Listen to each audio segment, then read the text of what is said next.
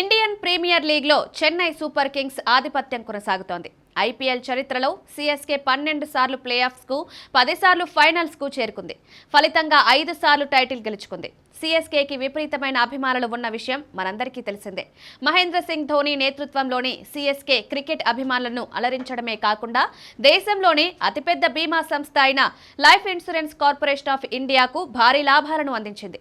CSK వల్ల LIC 1000 కోట్ల రూపాయల లాభం ఆర్జించింది. 2008లో చెన్నై సూపర్ కింగ్స్ యాజమాన్యాన్ని ఇండియా సిమెంట్స్ కొనుగోలు చేసింది. ఎల్ఐసి ఇండియా సిమెంట్స్లో 1.8 కోట్ల షేర్లను కలిగి ఉంది. అందువల్ల ఎల్ఐసి కూడా చెన్నై సూపర్ కింగ్స్లో వాటాదారుగా మారింది. 2014లో ఐపీఎల్ కొత్త నియమాన్ని అమలు చేసింది. దీని ప్రకారం ఫ్రాంచైజీలు స్వతంత్ర కంపెనీలు ఉండాలి. దీనితో CSK Chennai super Kings cricket limited అనే స్వతంత్ర సంస్థగా మారింది. ఈ మార్పుతో చెన్నై సూపర్ కింగ్స్లో ఎల్ఐసికి 6.04% వాటా లభించింది. ప్రారంభంలో సీఎస్కే క్రికెట్ లిమిటెడ్ అన్లిస్టెడ్ షేర్ల ధర ఒక్కో షేరుకు 31 రూపాయలుగా ఉండేది. 2024 నాటికి వాటి ధర 190 నుండి 195 రూపాయలకు చేరుకుంది.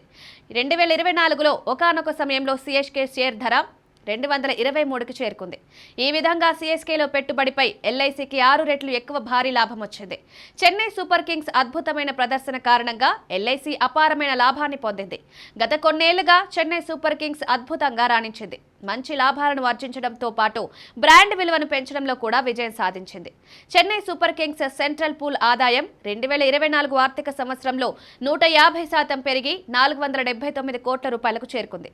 ఈ విధంగా పన్ను తర్వాత లాభం FY23లో 14 కోట్లతో పోలిస్తే FY24లో 201 కోట్ల రూపాయలకు పెరిగింది. ఇది 1365% భారీ పెరుగుదల.